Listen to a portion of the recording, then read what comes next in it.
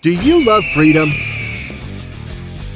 Do you love being clean? Then you'll love Hero Soap Company, made in the USA. Chemical and fragrance free. A portion of each purchase donated to veteran and first responder charities. Initial subscription purchase is matched bar for bar and sent overseas to deploy troops. Let freedom clean. Hero Soap Company.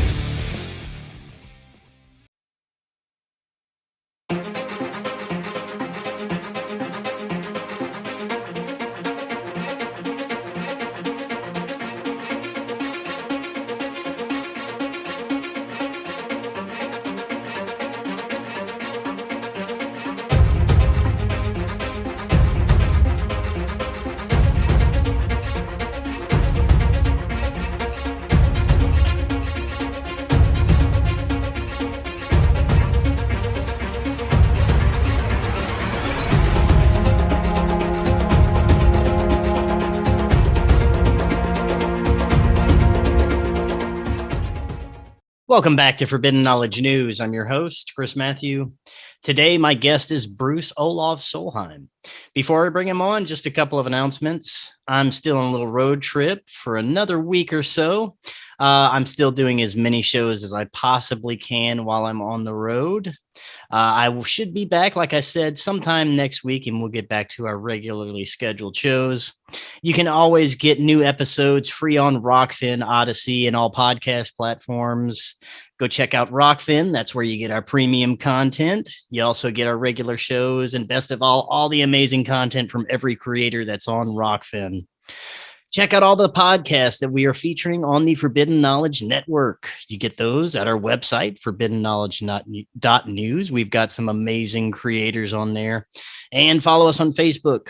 Those links are all in the description. Tonight, I want to welcome back to the show Bruce Olav Solheim. He earned his PhD in history from Bowling Green State University in 1993. He is a distinguished professor of history at Citrus College in Glendora, California. He has published 12 books and has written 10 plays, 6 of which have been produced. He has published a trilogy of nonfiction paranormal books, Timeless, Timeless Deja Vu, and Timeless Trinity. He has also published 2 comic books featuring an alien hybrid character named Snark, and will publish a new comic book called Dr. Jekyll Alien Hunter in 2022. Bruce, welcome back. How are you doing tonight? I'm glad to be back. I'm doing fine, and I'm glad to be on your show again. Yes, man. I always look forward to our conversations.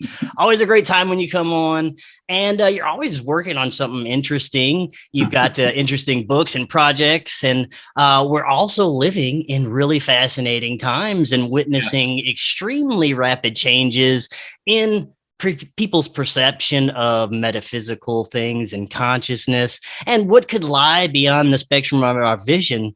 And I find it really interesting witnessing the shift that we're seeing in real time. And I really want to talk a bit about that as well tonight. Is this something that you're noticing as well, this kind of massive shift in people's perception and consciousness, not only about things that they've been lied to by, our government, but just everything, really, the nature of reality, Yes. Yeah. All my sources are telling me it's this leap of consciousness that we're all being invited to do. Some people are doing it and other people are resisting, which is really my definition of history, which is forces of change and forces against change over time. And we are having a lot of forces of change. But anytime there's that going on, you're going to have pushback too. So, we got some turmoil going on. Sorry about that. I was muted. Yeah, it definitely seems that we've got 2 different timelines that we're dealing with. One where a lot of people are experiencing a lot of fear and a lot of pressure to do certain things with their body. And we got another timeline where people are just kind of going about their lives and acting as if every day is just another day. And they're in a much better existence than the previous timeline that I mentioned. And I'm wondering if you're also seeing this as well, kind of like half of the population is advancing in spiritual consciousness, and the other half is kind of declining and going in an opposite direction. And I'm hoping that we have more of these people on the uprising of consciousness, but I'm wondering if you're also seeing this as well. Yeah, and that's a byproduct of some of these forces that are driving us. I think there are I'll use the word hyperdimensionals, which includes a lot of different things, including aliens and spirits and so forth. There are those that are pushing us and nudging us into this positive timeline. And then there are those who would prefer to see chaos and just anguish. And so I think there's a clear choice to be made, but that it's just like, I think of Star Wars. I hate to be overly simplistic, but you can choose the dark side, and you can get things done pretty quickly, but right. There's a terrible price to be paid. And then those that want to do good are facing all kinds of challenges. My friend David Wilson, who was my writing mentor, he just died on July 6th. He was a Vietnam vet, wonderful writer, and a retired reference librarian. So you always like to make friends with reference librarians. But he always said, no good deed goes unpunished. And I always disagreed. I said, now that can't just be. It seems like every day, if you try to do good, there's going to be people aligning against you. And I don't even know if they know what's driving them sometimes. I hear people say stuff, say mean things, and I'm wondering, I don't even think they believe it themselves, but they're just being pushed in a direction. But luckily there is an equal number, maybe a few more people that are assuming responsibility for their own actions and for their own leap of consciousness, and are going along. But it's a harder path. In the long run, it's the better path, but in the short run, it seems harder because it's very frustrating. So right. Now, go ahead. What were you going to say? And even people who are, like-minded will fall off and you don't even know when that's somebody that you thought, oh, okay, they kind of get this whole thing and we're friends, and all of a sudden they lose their nerve and then they're off the rail, Yeah. And I think you've experienced that too, and a lot of people I know have. Yeah, and I think a lot of it's due to fear at this time. Yes, fear is the greatest motivating factor of humankind.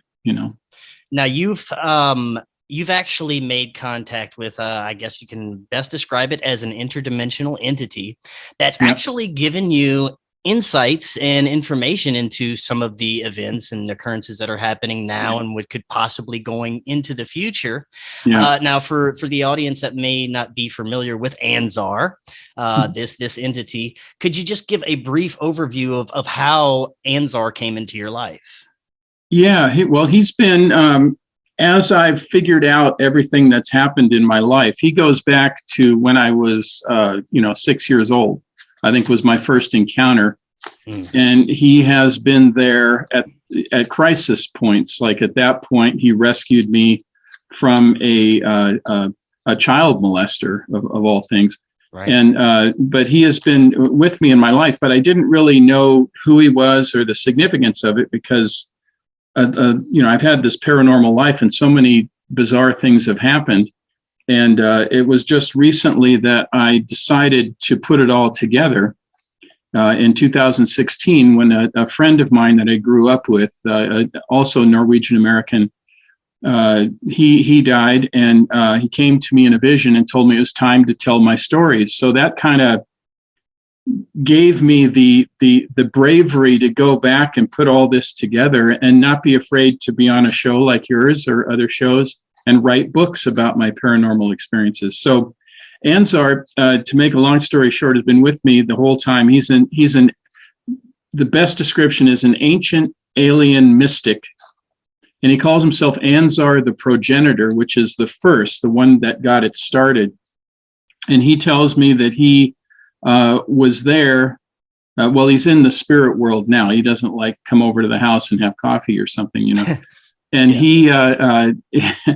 he was there when human beings really became who we are today. You know, when we were, as he says, received special processing, and you know, it could be genetic splicing, genetic mutation, whatever it was that caused us to branch off and become who we are. And so he was the first. He was the first contact. So he's an ancient being, and so I've been in contact with him on a regular basis through my spirit walks for the last I would say 4 years, 3.5 years. And I take these spirit walks where I get into a meditative state while I'm walking in a beautiful place here in the San Gabriel Mountains, up towards the San Gabriel Mountains. And I communicate with him, and I record everything that I hear him telling me, him and others. There are others I talk to as well. And then when I come home, I transcribe it. So all those transcriptions and all the, research that I've done about this kind of stuff was in my book, Anzar, the Progenitor, which came out earlier this year. And so anyway, that's who he is. He's very helpful, as you said. I hate to say predictions. It's more like preparations, because he gives me an idea of where things might go. And I'm advised, with certain, to make certain preparations and share information with those that are willing to listen. Unfortunately, sometimes people will hear it and they'll freak out and think, there's something wrong with me, or think that I'm, trying to make bad things happen. And because when a lot of stuff is not so good that he has said to prepare for, like COVID, for instance, what happened on January 6th. In fact, that morning I had a dream about what was going to happen that day. It was kind of symbolic, but it was very close to what actually happened. And I don't get into the political debate of, was it really an insurrection? Was it this, but whatever, it has caused a rift to grow even wider between people here in our country, and not just in our country, but around the world. And that rift is growing. That division is growing. So, but anyway, that's who he is, and how I communicate with him through these spirit walks, which are meditative walks. And he's very helpful to me, and I do share with people. But I'm kind of careful, sometimes I was sharing, I did a couple of live spirit walks on Facebook. I thought that would be cool, but man, it was just, as doing your show, you're going to get some people who are really, okay, that's really helpful. Thank you. That's cool. And other people who think, I'm communicating with the devil or something. Yeah. So, so you have to be careful, and it causes hysteria. So I decided not to do those live things anymore, because, anyway. Now, would you consider Anzar a type of spirit guide for yourself? He is in that he says that we are connected. I asked him once, I said, how do I classify you? I know you told me you're an ancient alien mystic, but, do I call you an extraterrestrial? Do I call you an alien? And he has a great sense of humor, and he says, he said, you can call me a long lost relative. So that's what he told me. That's interesting. But he is not, of Earth, although he contacted Earth. But he's. Do you think that you're connected in some way, maybe like an even ancient celestial ancestor through DNA, or something like along those lines? Yeah, I think so, and I say that with humility, because I don't want people listening to think, oh, he thinks he's some kind of special person or whatever. I think we all have connections that some are aware of and some are maybe not aware of.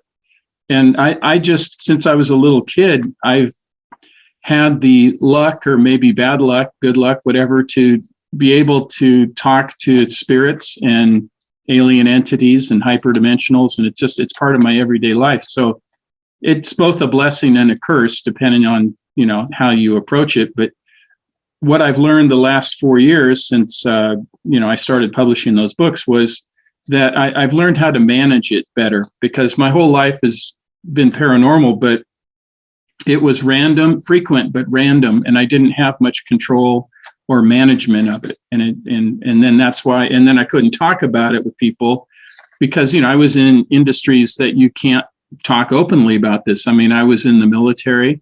I was a pilot. Before I was a pilot, a helicopter pilot, I was a jail guard in the military. I worked at Boeing as a defense contractor at a top secret clearance, working on black box projects. You can't talk about this stuff there. You're going to lose your clearance. You'll lose your job. And then in academics, in academe, it's very dicey to start talking about, the fact that I talk to dead people and, aliens and have been, abducted. And it just, I was afraid people would I would get fired, lose my tenure. Students would laugh at me. My colleagues would abandon me, but none of that has happened. And I think none of it's happened because of this shift that you talked about. I just hit it at the right time. Maybe it would have been too early before. I mean, I tried earlier. I tried with a colleague or two, talking about it, and they were just like, so they were freaked out. So I said, "Oh, never mind. I'm just kidding." So yeah.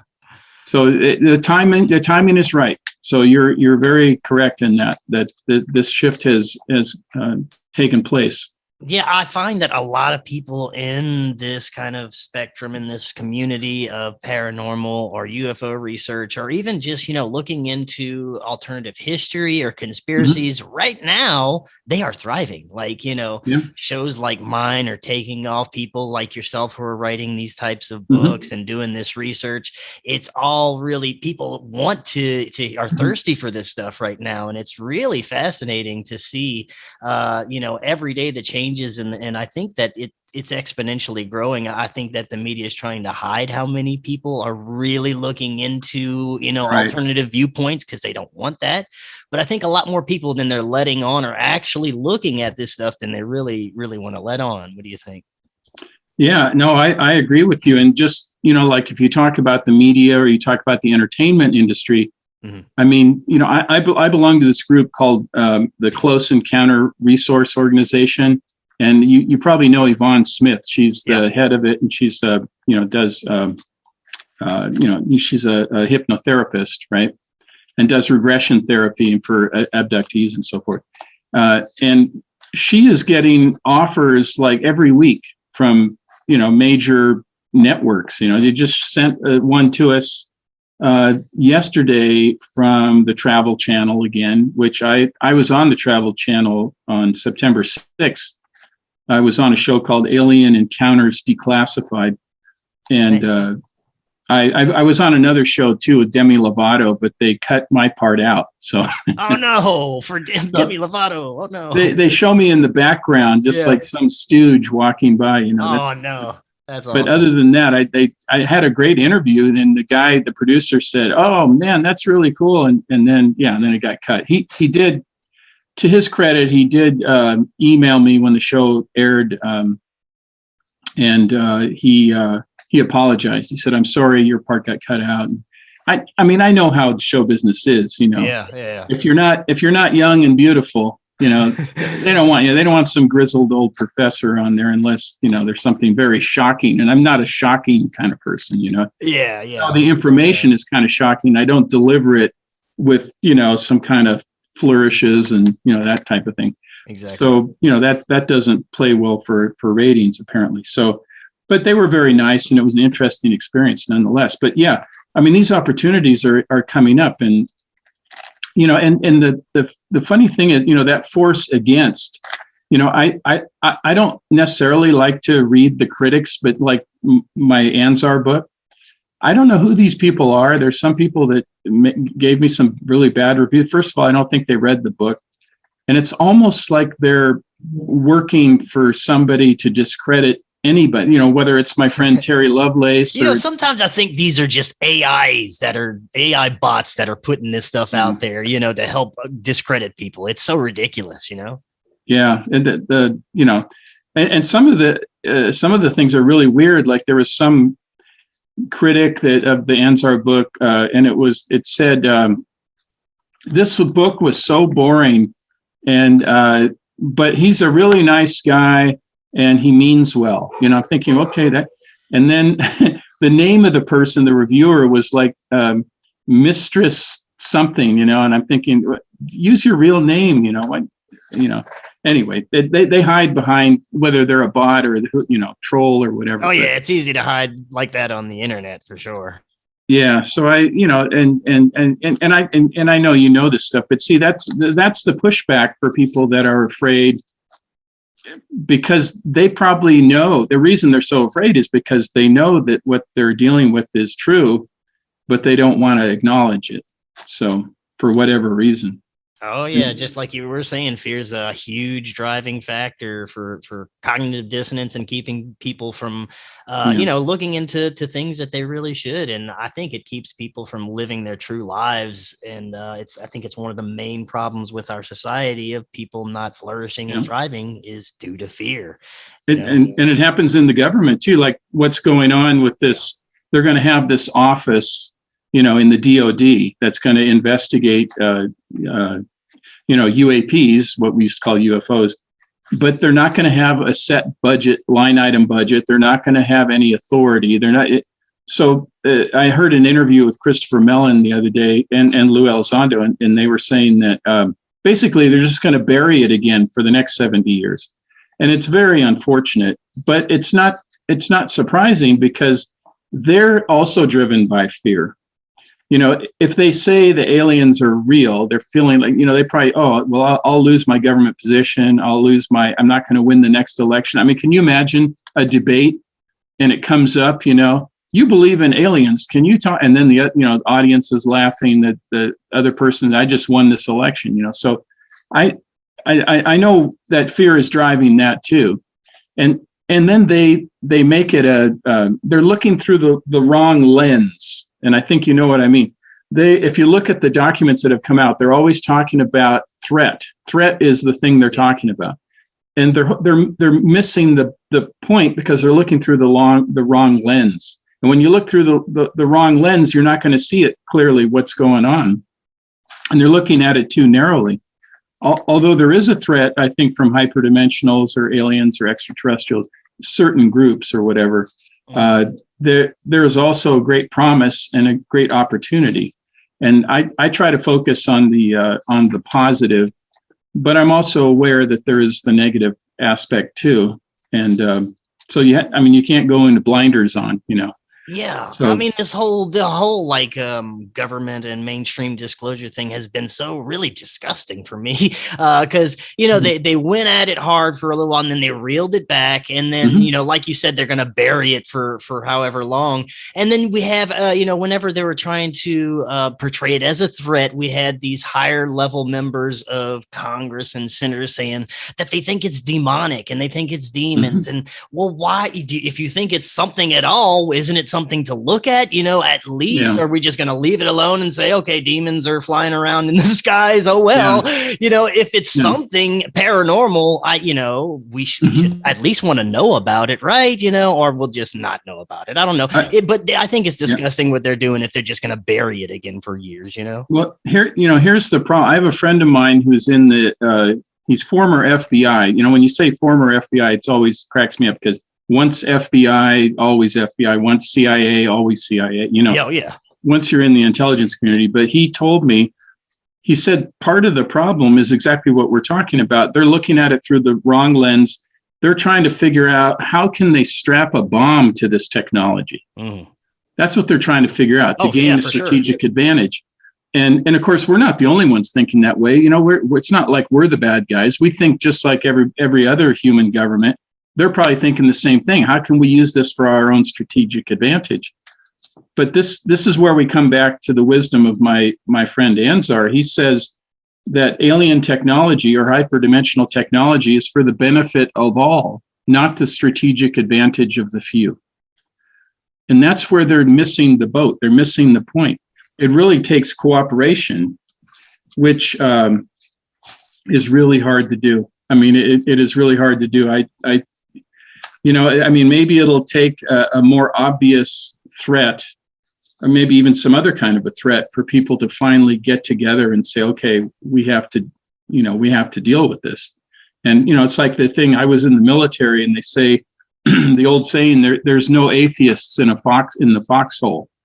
Everybody works together. You're all friends, black, white, yellow, red, whoever you are. All those things disappear when you're under a threat scenario. Oh yeah.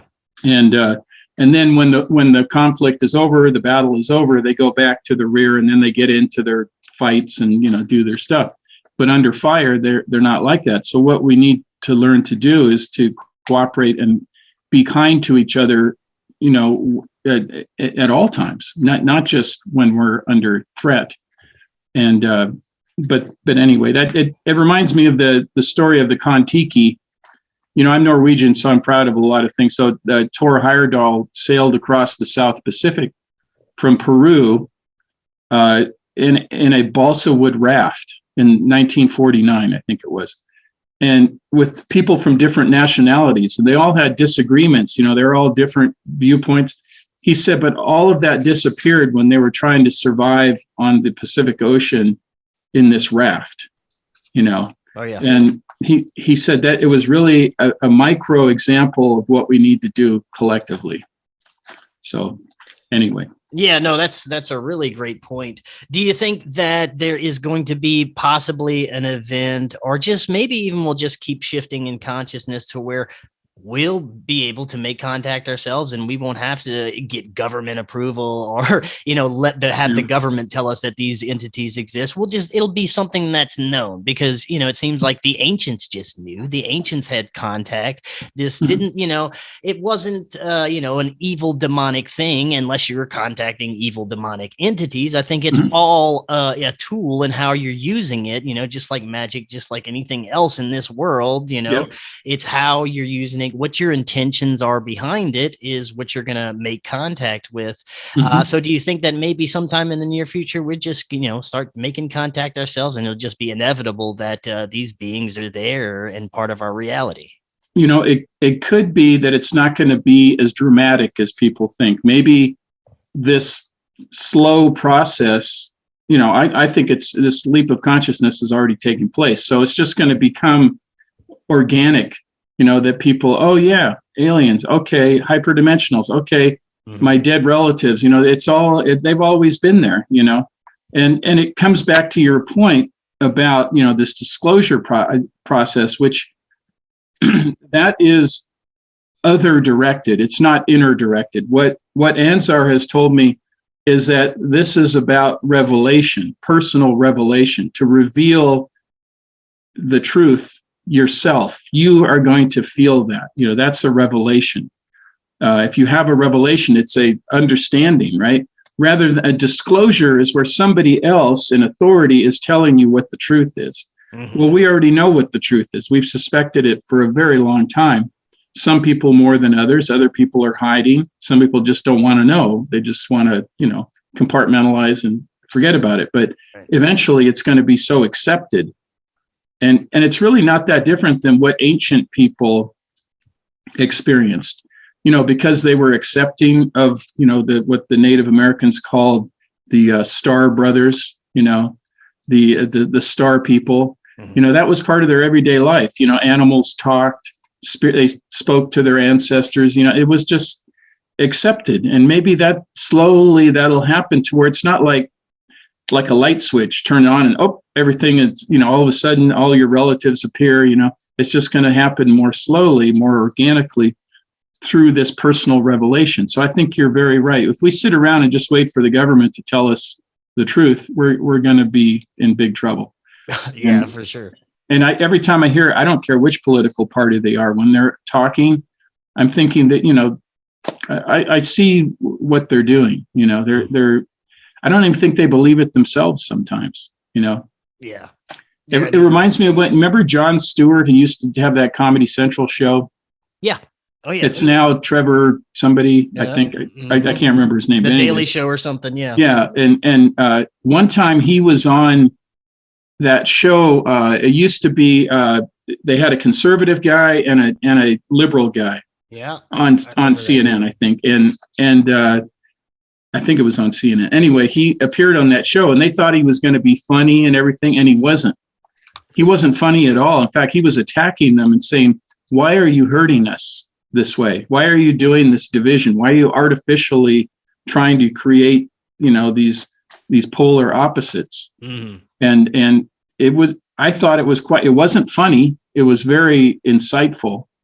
He's a smart guy. Jon Stewart's a pretty smart guy. Yeah. And I just think it's one of my favorite things I've ever seen on a news show. It was the most truthful thing because the two guys didn't know what to do. They were both like dumbfounded. It's like, wait a second, you're supposed to be funny. And he said, you take away the script from these guys, they're lost. And he said, I'm not your performing monkey here. I am a person, and I thought, wow, that is revelation. That is what revelation is like. Now, speaking of revelation, I want to get into some of the information that you've received from Anzar. And, now no matter how much it may, make people butthurt or affect people or rub people the wrong way, I still think that people should hear this information and decipher it for themselves. Just because you're closed-minded doesn't mean that the information isn't real and what you're experiencing is not true. And I think we need to get past that as a society in order to kind of transcend what we're just talking about and getting to the next stage of our evolution. So I'd love to hear some of the most profound information about what's happening now and what could be our possible future that you've received from Anzar. Well, I'll tell you the most recent stuff he's told me. He told me that there's going to be what he called a left-wing insurrection. Now, what's interesting, he told me, sound good. No, it's not good. It's not good at all. But it makes sense when you think about it. It makes sense because you got this division, and it for us in the United States, I'm very most concerned about the United States because this is where I live and where my family is. Except I have a lot of family in Norway too, so I am concerned about Europe and Russia and everything. But anyway, yeah, what he calls a left-wing insurrection, and there are groups that are egging on like some kind of a race war, and they're being helped by those entities that are not here to help us, So I think people are smart. Most people are in the middle, they're just kind of stuck in the middle, and they might be afraid to say something either way. I don't want to say this because maybe some ultra conservative guy will get mad at me and make my life difficult, or some ultra left-wing guy will say something and make my life miserable. So I'm just going to kind of not say too much. Right. And I think there's a lot of people in that boat. But unfortunately, that means that the only people that are saying anything are the extremists. Yes. And the extremists want chaos. Like I teach my students, I said, you can never make an extremist happy, even if you give them what they want, because that's not enough. It's not because they want to still be extreme. So if you give them what they want, it's kind of like in World War II, when we gave Hitler what he wanted, he just took more. He was never satisfied. Right. They tried to give him Czechoslovakia. He then took Poland. He took, half of Europe, He just was, and half of Russia. So before he was actually pushed back. So you just can't make extremists happy. So you have to realize that the center is where there's a lot of decent, hardworking people who just want to live their lives and have peace and prosperity and comfort, and that kind of thing. And that is what is necessary. Part of that revelation will be people realizing that the voices that are being heard are not necessarily the ones that should be heard.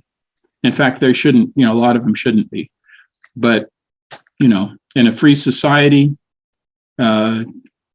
people are free to do say terrible things and, and get away with it, unfortunately. So anyway, that's something. The other thing interesting he said recently, you remember Oumuamua? Yeah. The interstellar object. You've probably done shows about that and stuff. Yeah, the strange interstellar object that seemed to be on a track and have some sort of something propelling it, Yeah, apparently, according to Anzar, we're not done with it yet. It's I don't know if it's coming back or if we are in communication or there's some kind of messages that are going to be revealed, and that's I haven't got all the details of it, but there's something involving that's coming up as well. And anyway, those are just some of the recent things that he's been telling me. In the past, he did warned me about January 6th. Like I said, he warned me about that. He warned me about COVID a year before it happened. He said that there would be a series of calamities that would impact the entire world and that millions of people would die. And that was a year before. That was in 2019. He told me this. And he didn't say COVID. He didn't say a pandemic. But, the idea was that you need to be prepared. Right. So my wife and I were very prepared.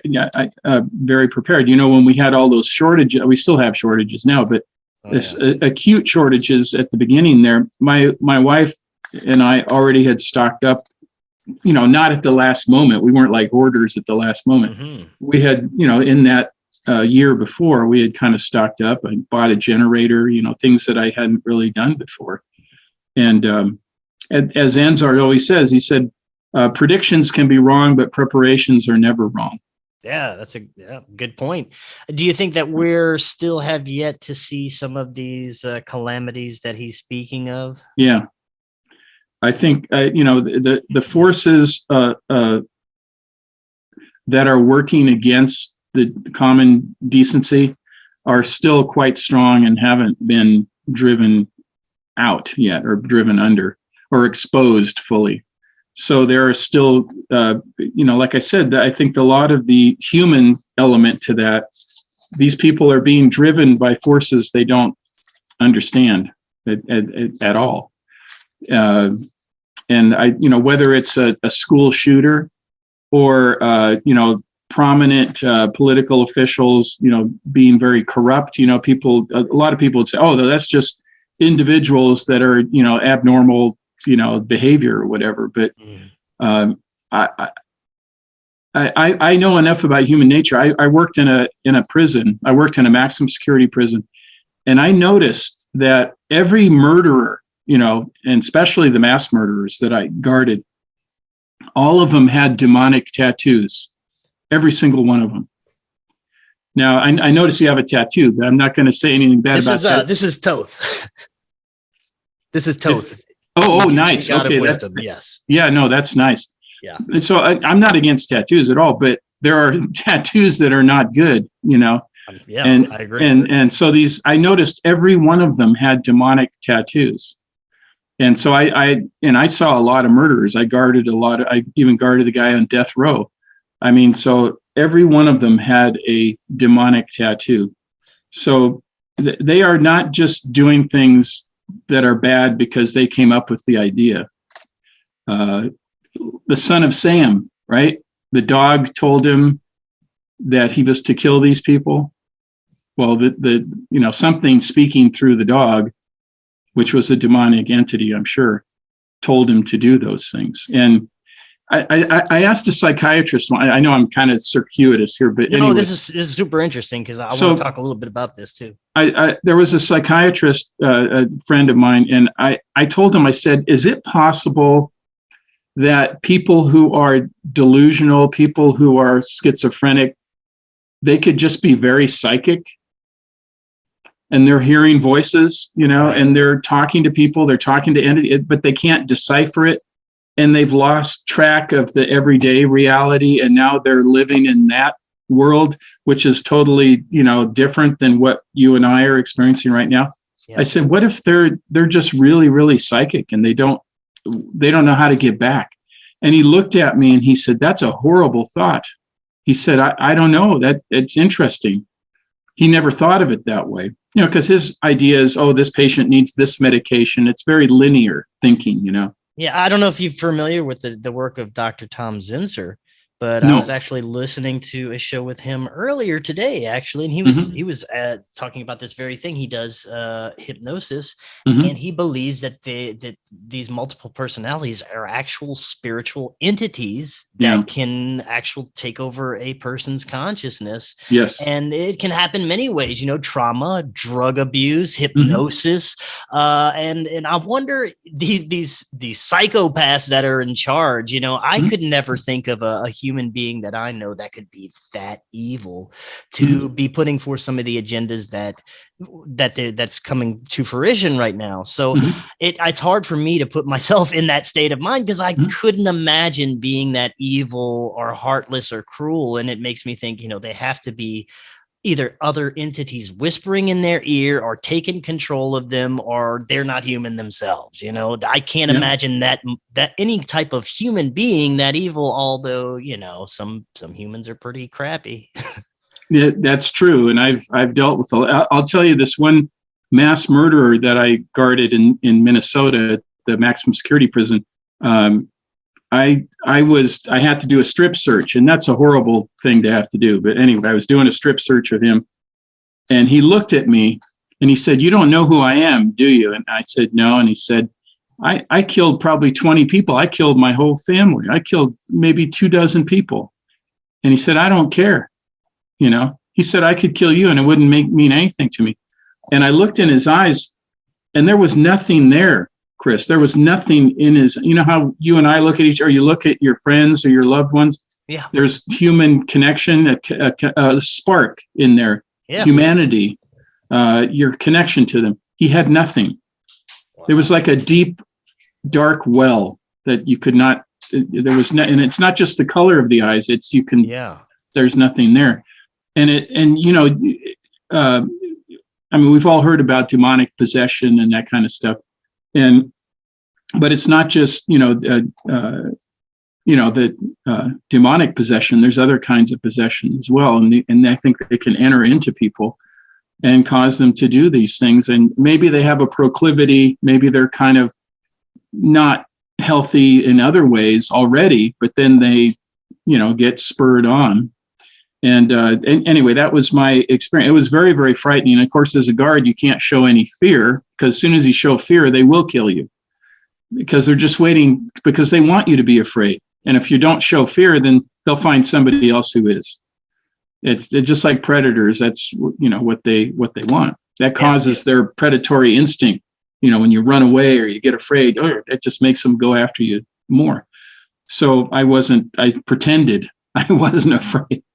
But it was quite frightening. So, yeah, and I'm wondering, do you think at these higher levels that it possibly could be that these bloodline families have occult practices that they're involved with, and for centuries of being involved with these deep, dark occult practices, they could have opened themselves up to a generational entity possession or something like that. I think you're right. It's, just like, Yvonne talks about, I think in her next book, she's going to talk about how, this is a different subject, but, the family connection with abduction, that it tends to stick in families. Yes, so that's super interesting. And I think it's also, when we're talking about hyperdimensional beings in other dimensions that encroach upon us, whether it's an alien abduction or a demonic possession, the process is kind of the same. And of course, the results can be quite devastating for the person if you can't put it into perspective, or you can't get rid of the attachment. And there's possession, and then there's attachment. A possession is where you have lost control, and attachment is just an impediment. So I've had attachments before because I wasn't careful in opening up to the other world, and didn't do enough protection and got some attachments. I think maybe on one of your shows I talked about when I was kind of auditioning for this producer, and he sent me to Chicago to these different. Oh yes, I remember this. these different locations, haunted locations or paranormal locations. And just long story short, I got attachments from the site of the murder hotel, Dr. H.H. Holmes, America's first mass murderer, who obviously was possessed. He was very, and that entity is still surviving in that location. And I didn't know what it was. And I got attacked physically, spiritually, and had attachments, not a possession, but attachments that people who were fellow psychics, psychic people were aware of it without even knowing the story of what had just happened to me. They said, dude, you got some attachments. What is going on? It's like it was dragging me down. And the only thing I can say is that I felt like I was heavy, like it was heavy and I couldn't quite get going, not so much physically, but, spiritually. And so I had to get rid of those attachments. And that can happen to anybody, even if you don't open up these doors, if you're in the wrong place at the wrong time. Yeah. But if you're sensitive, this can happen, especially if you're not protected. That's why when somebody says, oh yeah, there's a haunted house, we think there's a demon in there, you should go in and explore. No, I'm not going in there. Yeah. I know what can happen. I know I'm sensitive to this stuff, and all the protection in the world, you're going to be battle scarred at the very least coming out of there. So is there a pressing need to go in there? If there isn't, forget it. Yeah. Well, what do you think is occurring at places like Skinwalker Ranch and the Uintah Basin, Blind Frog Ranch, and just these places of high energy and high strangeness, lots of paranormal activity, UFO sightings, just all this stuff concentrated in these areas. And, I've heard theories is because of the high amount of, electromagnetic energy or just the different fluctuations of electromagnetism in that area is kind of opening up like portals and doorways to different dimensions. What do you think about that? I think you're right. I think, what's the old saying, the path of least resistance?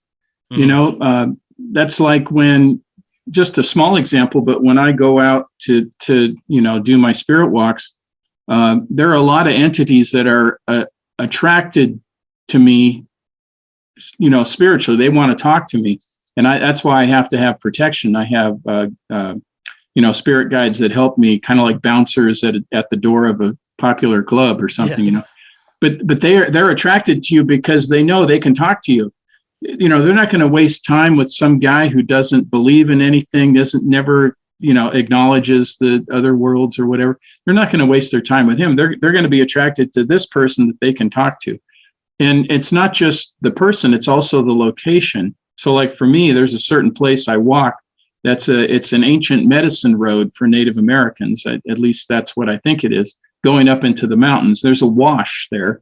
So, wherever there's a wash, there at one time was running water in the ancient times. And that's where Native Americans would, go. And so it's easier to make the connection there. A place like Skinwalker Ranch probably has a confluence of these different portals or connection points that make it's kind of like it's the veil is much thinner there. So it's so much easier. So it attracts everything in that quantum world, that spirit world, the alien world. It's all happening there. That just kind of proves my theory that the alien world, the spirit world, and the quantum world are all the same thing, because they all go there, because that's the path of least resistance. Because it takes a lot for them to contact us, and it takes a lot for us to contact them. So naturally, you'd want to go to a spot where it's easier to make that connection. So that's my theory. I think that's what's going on. And it's also interesting. I was talking to a couple of different guests about this, that whenever there's UFO sightings or contact experiences, or someone is abducted, but mainly from the power or the energy that's emitted from a UFO encounter, that paranormal activity will soon follow or occur around the same time as a UFO sighting. And it's theorized that it's because the massive amount of energy that's being produced to kind of slip into this dimension or pop in and out of our reality. What do you think about that? Yeah, I think it's like a leak. It's Yeah. like, like you get a leak in a dam or in your blow up swimming pool in the backyard. It's going to start pouring through there. It's like a rip in time, a rip in dimensions, interdimensional rip. And it allows this to happen. And whether it's an alien encounter or a ghost encounter or whatever, it just and once they pour through, then it's going to establish a kind of a record there, or a like a roadmap for others, in that realm to say, oh, look at that. Okay, let's swoop down and go through that rip in time right there. Yeah. In the time-space continuum, and it just naturally attracts them. And I think you're right.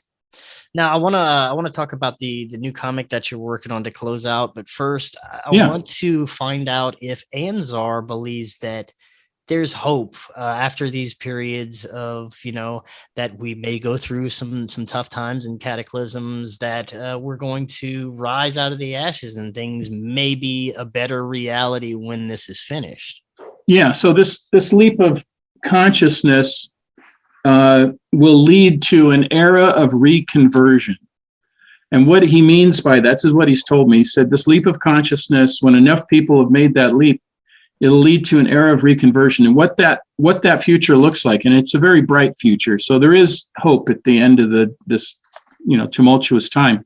And that's something we should hang on to, is that hope, is that the wisdom of the ancient people will be matched up to our science and technology and the technical know-how that will be bestowed from us, once we realize that, once they, the extraterrestrials, whatever you want to call them, realize that we're worthy of it, we'll be able to match that together, and we'll be able to reconvert to who we are naturally as human beings, who we were supposed to always be, and how we've kind of lost our way.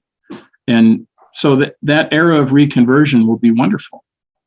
It'll like the old song, peace will guide the planet, or what that, it's the age of Aquarius. Remember that? Yeah. The Fifth Dimension, I think, was the name of the band from the 60s. That was before your time, but anyway. I've heard it though. Yes. Yeah. I'm sure you've heard it. Yeah. So I think there is hope. And talking about the comic books, there's a lot of reasons I'm doing the comic books, and the most important one is that it's a way that you can get information out without people having to say, because it's a fictional comic book, it's, as my friend David Wilson, my mentor, said, fiction is more true than nonfiction, because you can mask what you really want to say and the reality behind fictional characters, but it is truth, So my comic books have a lot of information in them that I've received from Anzar, but put in a comic book form for all ages too. It's not just it's actually an all ages comic. I want to make sure that it's not just an adult comic and not just a kid's comic. It can be read at different levels. And so that's what I've been doing with Snark and Snark 1, Snark 2. But the next comic that's coming out next year, we're going through the stories right now with the artist, is called Dr. Jekyll Alien Hunter. And it's a female lead character. She's a professor, and she has inherited this job from her dad, who died, who is also a professor. And she is out there exploring our world and making connections, extraterrestrial connections. And she's not a superhero. She's just a regular person, an academic, but so there's not, she's not, it's not like, what was I thinking? Laura Croft, Tomb Raider, this hot chick and with guns blazing or whatever. She's an academic, but she's funny, she's smart, and she has these encounters. So it's a lot like Snark in that there's humor, there's history, there's social issues that are dealt with, but not in not in a heavy-handed way. And there is, wisdom and enlightenment that has come from the source that you and your listeners now are aware of. So that's really the secret to it. And the artist I had for Snark is a guy who's been doing comics since the 1970s, Gary Dumm. He worked with on American Splendor with Harvey Pekar in the 70s. And anyway, so for this comic, I wanted a female touch to the art, and I'm glad I did. And Gary was too busy anyway, so he's going to work on Snark 3 in 2023. But anyway, I got a 19-year-old artist, a girl named Julia Kazanowska, and she is incredibly talented. And I'm glad I got her to do it now, because the talent she has at 19, if I was approaching her when she's like 29, I wouldn't be able to afford her. She's going to be a superstar. And right. I got her, right now when she's just starting out, and she is very talented, and her style fits. I sent you some, the front and back cover those are great. To the comic. Yeah, she's got a real sensibility. It's different than Gary, and it fits the subject matter. But it'll be filled with adventure, and it's all ages, and it's not all just made up. That's the truth behind it. There is stuff that's actually happened, and stuff I've been told that is within those stories. So that's really cool. And I dig it. I've always wanted to write comics, and I wanted to illustrate them too, but I'm not talented enough to put my illustrations out there. So that's why I seek the help of professional illustrators. Yeah, that's really great. And it's coming out in 2022. Do you know? Yeah, probably in the first, maybe in early spring 2022, I'm going to say. Yeah, we should be done with it. So it's a graphic novel length. It's longer than a comic book, shorter than a book. So it's kind of graphic novel length, awesome. Probably about 72 pages of great art, and interesting stories. Well, I'll definitely be looking forward to that. One more thing before I let you go. I know that you've had a couple of abduction experiences, very profound experiences. Have you had anything occur since the last time we spoke? Any other kind of strange, profound paranormal, anything besides Anzar's contact? I really haven't since the last time we spoke, but I'm mainly getting these downloads and this information, and have been, I continue to take these walks and transcribe everything I'm told. So I haven't had anything, very dramatic recently, other than, this kind of information preparation for what might be happening, and, what might occur. So I haven't really had any of those experiences. I did ask Anzar and my other spirit guides to appear so that my wife Ginger could see them. And the other night they were trying to manifest it, and it just wasn't quite working, because it doesn't work every time, so I want them to appear, I'll wake her up and say, see, this is what I'm telling you, because she trusts me, she believes in me, she supports me, but she's a very pragmatic person, and until she actually sees them, it's just going to be kind of like, well, it's his thing. But right. I see, want this is such a personal thing, and I think it's more of a frequency perception type thing, Yeah, and I know the other night they were trying. There was kind of like, you could see kind of things trying to form, but it wasn't enough to wake her up and say, and you just see these amorphous, things, but it wasn't, they weren't fully formed. And I want to wait until they're fully formed, so there's no doubt. I've had those experiences where there's just no doubt. This thing is fully formed, and you can't say, oh, well, that's just a dust cloud or a puff of pollen or something, hitting the lights or something. No, it's a real manifestation. Wow, that's really cool. Well, Bruce, I want to thank you again for coming on such late notice tonight. This was an amazing conversation. If people want to find out more about you, get some of your books, what's the best way that they can do so? Well, they can get the Anzar book and the Timeless Trilogy on Amazon. So just look me up, Bruce Solheim, look up Timeless, look up Anzar. If you want to get more information, you can also look up Snark 1 and Snark 2. They're also on Amazon now. But you can also go to my website, bruceolavsolheim.com. My middle name spelled OLAV, bruceolavsolheim.com, and you can see all the things that I'm doing: music, plays, books, everything. Awesome. Bruce, thank you again so much. We are definitely going to have to talk to you again sometime in the future, hopefully after your book comes out. Yeah, well, thank you, Chris. Anytime, just give me a call. I'm usually around. Awesome. Well, have a great evening. And until You next too. time, everyone, have a great night. And we'll talk again tomorrow.